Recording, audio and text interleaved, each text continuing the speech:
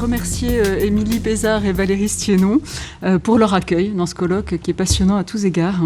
Je voudrais également préciser que la communication que je présente ici s'inscrit dans le cadre du travail collectif de toute une équipe, parmi laquelle nous avons le plaisir de compter justement Émilie et Valérie.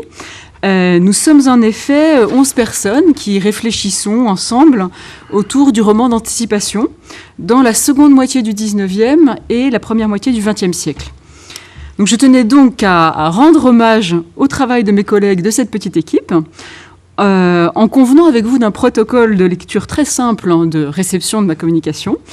Tout ce que ma communication comportera d'inabouti sera à attribuer sans hésitation à mes propres insuffisances. En revanche, tous les points qui pourront apparaître concluants, j'espère qu'il y en aura quand même quelques-uns, seront à rapporter avec justice au mérite des travaux de mes collègues. Alors cette précision étant faite, je voudrais ouvrir cette réflexion par une citation de Maurice Renard, romancier mais aussi théoricien du genre qu'il nomme en 1909 le roman merveilleux scientifique. S'il n'est pas prématuré de discuter sur les choses à la minute où elles achèvent seulement d'affirmer leur existence, le roman merveilleux scientifique est mûr pour l'étude critique. L'heure où nous sommes permet de l'identifier. Produit fatal d'une époque où la science prédomine, sans que s'éteigne pourtant notre éternel besoin de fantaisie. C'est bien un genre nouveau qui vient de s'épanouir.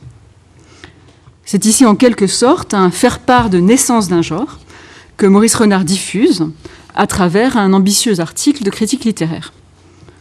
Ce texte se pose donc comme une forme de manifeste par lequel Maurice Renard veut instituer un genre en imposant une désignation spécifique, roman merveilleux scientifique, et en mettant en évidence la tension entre deux caractéristiques constitutives, d'une part la domination de la science comme trait de l'époque, et d'autre part le besoin de fantaisie, qui est donné comme une sorte de constante anthropologique.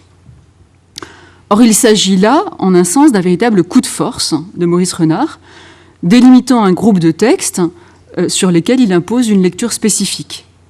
J'ai donc voulu entrer dans cette réflexion sur le roman d'anticipation à travers un exemple de Maurice Renard pour partir de l'idée simple, selon laquelle, on y est déjà beaucoup revenu, selon laquelle la construction d'un discours sur le genre relève toujours d'une pensée historiquement située qu'il faut analyser par rapport à la situation propre de l'énonciateur et qui se voit donc réévaluer en permanence. À cet égard, le roman d'anticipation scientifique me semble un cas d'étude particulièrement intéressant pour l'histoire littéraire du fait de son extrême complexité. Une multiplicité de désignations coexiste en effet, délimitant des corpus qui ne se recoupent qu'en partie. Aucune de ces désignations ne s'impose de façon unanime, certaines sont éphémères, disparaissant rapidement après avoir été lancées.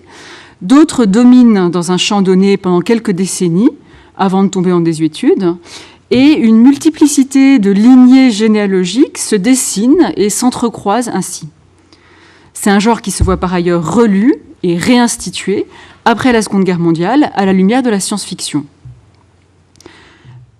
Un regard rétrospectif donc vient unifier sous le terme d'anticipation tout ce qui précède, en lissant les disparités d'un corpus hétérogène pour l'envisager comme une forme de science-fiction archaïque, de proto-science-fiction.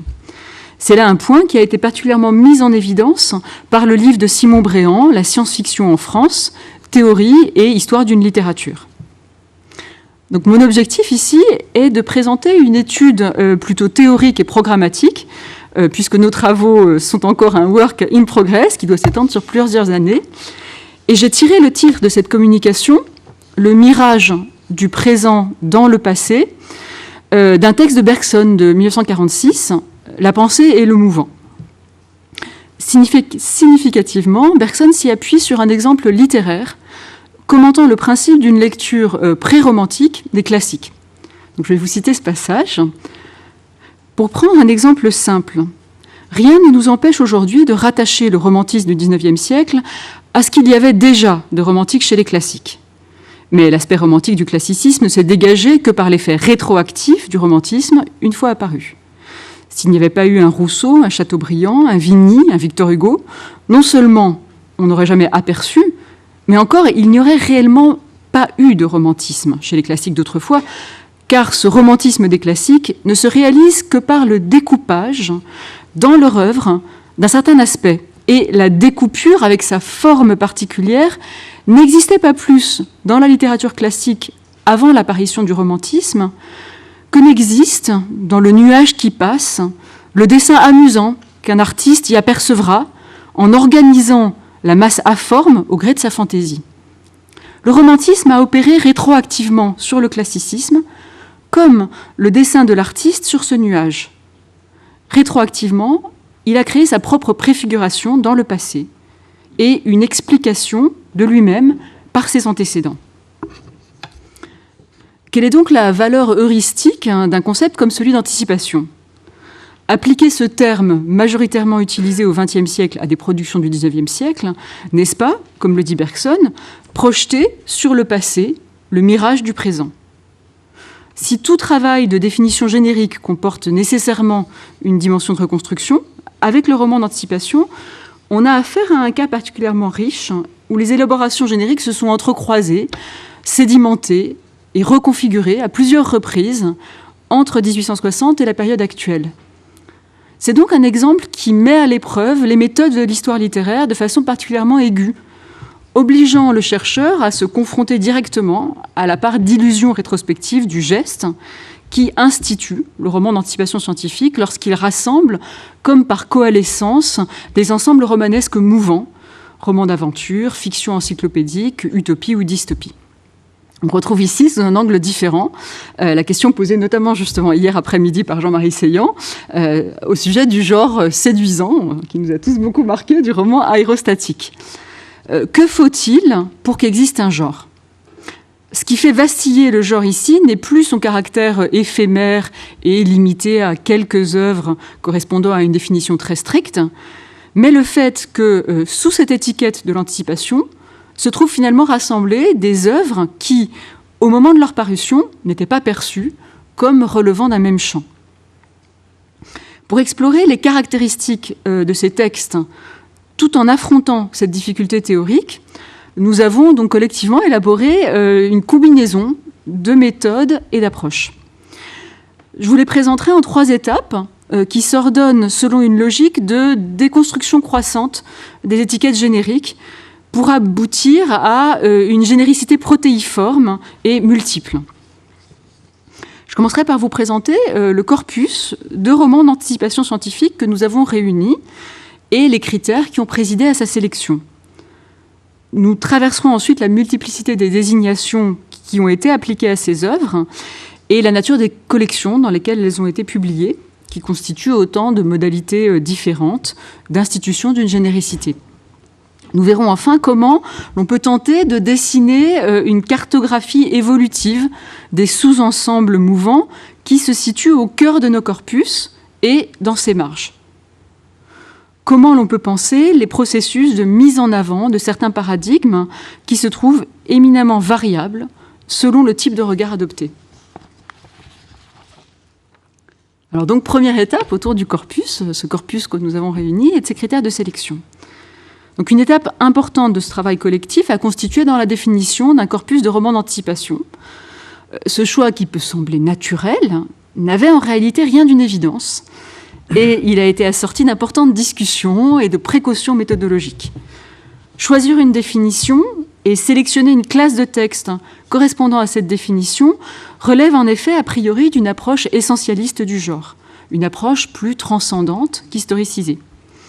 Mais si l'on veut analyser un grand nombre de textes, si l'on veut constituer un large corpus d'études, la définition de critères stables d'inclusion ou d'exclusion du corpus devient une nécessité.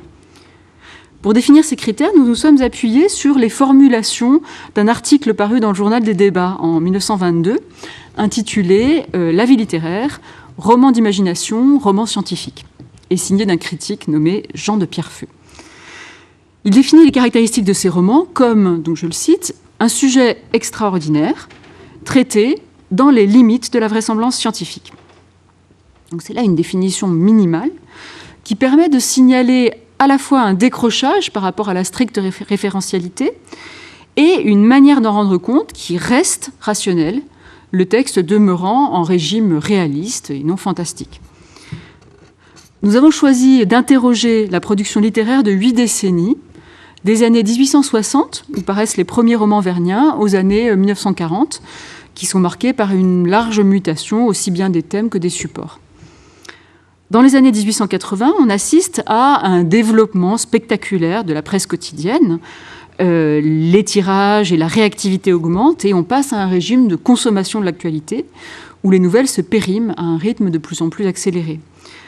On constate une forte demande de romans pour la case quotidienne du feuilleton et on assiste en parallèle à l'explosion des collections populaires où sont repris en volume nombre des romans parus d'abord de façon morcelée, que ce soit en feuilleton ou sous forme de fascicules. Deux phénomènes se superposent. D'une part, la diversification des supports accueillant ces romans et d'autre part, l'entrée dans une culture de masse placée sous le signe d'une consommation très rapide avec des volumes et des tirages qui atteignent des chiffres jamais atteints jusqu'alors. C'est dans ce contexte que se développe le corpus que nous étudions. Pour donner une idée de l'ampleur de ce corpus, avec les critères donc, que j'ai définis là, nous avons rassemblé 1800 textes, ou plus précisément, Émilie Pézard a rassemblé 1800 textes, puisque c'est elle qui, depuis un an, a dépouillé la presse, la bibliographie de la France, des anthologies et des catalogues d'éditeurs pour rassembler notre corpus.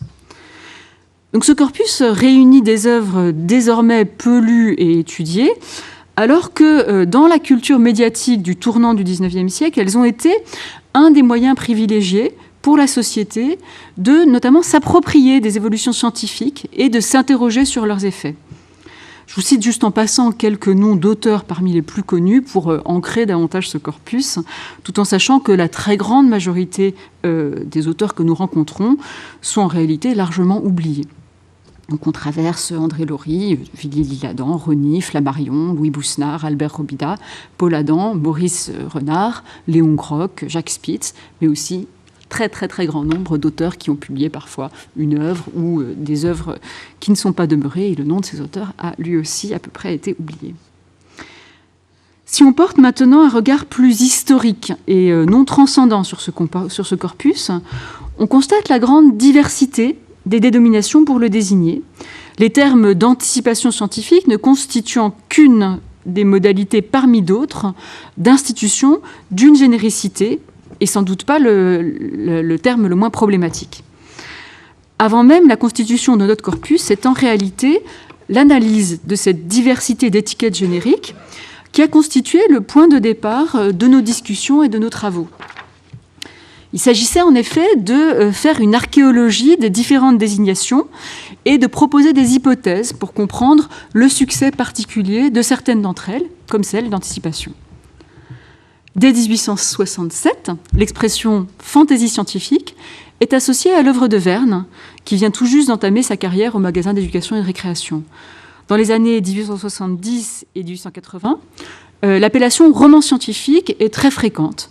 De même que celle de grands romans d'aventure extraordinaires. Enfin bon, on a traversé, notamment avec l'exposé de Mathieu, tous ces entrecroisements de dénominations autour de l'aventure. L'expression apparemment oxymorique de merveilleuse scientifique devient plus fréquente dans la première décennie du XXe siècle. Contrairement à ce qu'on pourrait croire, elle n'est pas forgée par Maurice Renard dans son célèbre article de 1909, mais elle est déjà employée en 1904 par Marcel Réja dans un article sur Wells et le roman merveilleux scientifique.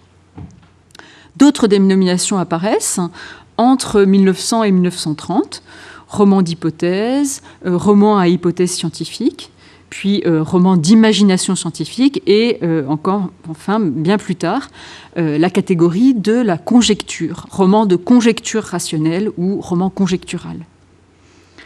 Le terme même d'anticipation est employé pour la première fois par Wells en 1904 comme titre d'un recueil non fictionnel qui rassemble des prophéties sur ce que sera la science de demain. Or, il est intéressant de constater que le mot a un sens tout à fait différent en anglais, où il ne désigne pas du tout un genre littéraire. En France, son premier emploi dans cette acception semble dater de 1913, donc c'est à confirmer, mais pour l'instant, il nous a semblé que c'est avec un roman intitulé « Les lauriers salis », qui prévoit une guerre future et qui a pour sous-titre donc « roman d'anticipation ».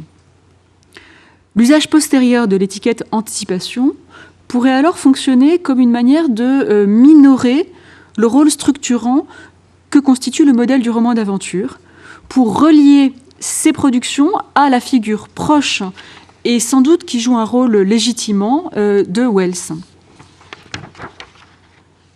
À travers les différents articles de critique littéraire qui témoignent de la réception immédiatement contemporaine des œuvres du corpus, une série de traits d'une définition intentionnelle du genre se dégage. Ils comprennent la tension entre science et merveilleux, l'importance variable accordée à une dimension de vulgarisation, d'instruction en fait au cœur de la fiction, la dimension sociale de l'anticipation, la construction d'utopie et de dystopie, et le croisement justement avec ce modèle du roman d'aventure. Alors, nous avons procédé en construisant une base de données qui est hébergée sur Humanum et qui pour l'instant comporte 200 fiches autour des œuvres, enfin portant directement sur les œuvres de notre corpus. Un des enjeux de ces fiches, qui relève entre autres les désignations de chaque roman dans la critique, est précisément de dessiner l'évolution des désignations en fonction des décennies ou des sous-parties de notre corpus. Au-delà des discours critiques, cette perception de la généricité propre et évolutive des œuvres passe bien sûr par une série d'autres phénomènes que la base de données permet d'interroger. La succession des revues, éditeurs ou collections dans lesquelles les romans sont publiés, l'intertextualité interne au roman, qui permet de se situer dans une classe générique et généalogique, grâce aux auteurs dont les romans font mention, ou la circulation, par exemple, des illustrateurs d'une collection ou d'un éditeur à un autre, ce qui crée de nouveaux effets de continuité ou de sérialité. C'est ce qui m'amène au dernier point que je vais évoquer maintenant. L'approche que je viens de proposer recontextualise la définition du corpus minimal que j'avais évoqué tout d'abord, en la réhistoricisant, en réintroduisant diachroniquement la question du devenir des étiquettes, de leur éventuelle juxtaposition temporelle et de leur succès varié. Ces étiquettes ne sont bien sûr qu'un des angles d'attaque à envisager, et ce d'autant plus que chaque critique ou romancier les utilise souvent de façon dispersée et contradictoire, sans nécessaire rigueur ou cohérence.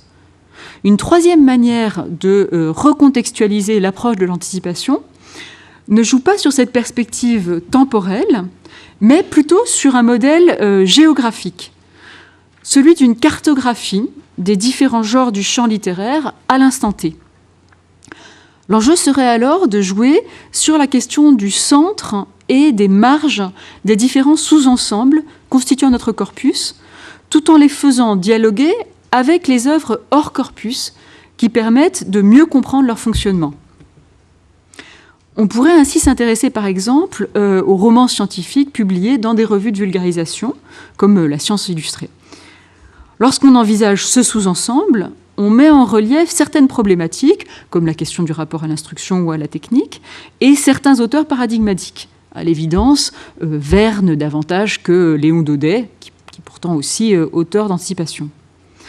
Hors du corpus, ce sous-ensemble de romans pourra voir sa lecture éclairée par d'autres œuvres instructives qui ne relèvent pourtant pas de l'anticipation, mais qui sont publiées dans le même type de support de revues de vulgarisation, comme L'histoire d'une bouchée de pain de Jean Massé ou L'astronomie populaire de Camille Flammarion. Un dernier exemple permettra de dessiner un sous-ensemble différent. Donc notre idée, c'est d'en constituer en fait une multiplicité et de voir comment ils s'entrecroisent et quelle circulation on peut construire au sein de tous ces sous-ensembles. Donc un autre exemple de sous-ensemble de ce type-là pourrait se construire avec lui aussi ses auteurs centraux et ses auteurs plus périphériques, et les œuvres hors corpus qui relèvent néanmoins du même ensemble.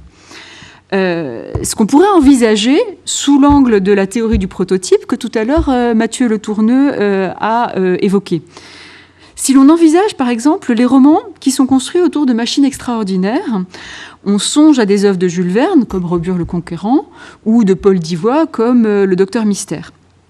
Des romans comme ceux de Rosny Aîné, avec l'Exipéuse ou La mort de la Terre, relèveront d'une logique apparemment différente.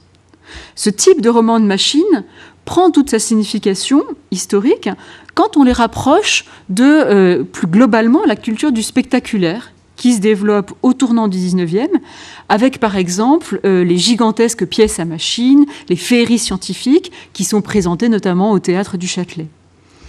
C'est aussi toute une culture matérielle destinée à l'enfance que l'on pourra faire résonner avec ces œuvres. Par exemple, les jeux scientifiques, les machines à construire, qui sont parfois reçues comme des primes d'abonnement. Ce type d'objet relèvera alors d'une même logique d'émerveillement scientifique et de spectacularisation de la technique.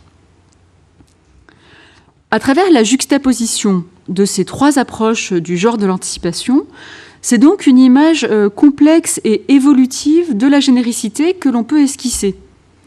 Mais c'est également au cœur même des textes, dans l'exploration d'enjeux idéologiques spécifiques, notamment autour de la science et des transformations technologiques, que se joue la construction ou l'étoilement du genre. Les œuvres retraversent nombre de débats caractéristiques du tournant du siècle, tout en réactivant à ce propos nombre de stéréotypes du roman populaire. C'est aussi autour de ces enjeux idéologiques que l'on peut dessiner une autre saisie de la généricité du roman d'anticipation scientifique.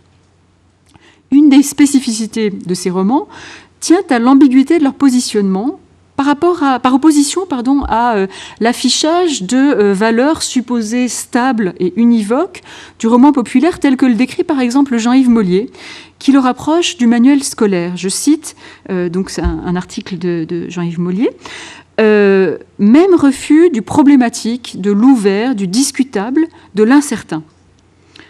Dans son étude sur les romans d'aventure entre 1870 et 1930, Mathieu Le Tourneux avait également souligné la dimension manichéenne de ces fictions de romans d'aventure qui séparent sans ambiguïté le bien et le mal, tant au niveau des personnages que du déroulement narratif. La structure de ces romans d'aventure suppose généralement une conclusion rassurante. Le héros retournant, après une succession de mésaventures, dans l'univers familier de ce qu'on nomme la civilisation. Or, une part des romans d'anticipation et d'aventure scientifique que nous avons étudiés échappe manifestement tout à fait à ce modèle, en présentant des dénouements déceptifs et mélancoliques, ou bien en mettant en scène non pas le retour au confort rassurant de la société bourgeoise, mais une destruction catastrophique et la disparition des protagonistes principaux de l'aventure.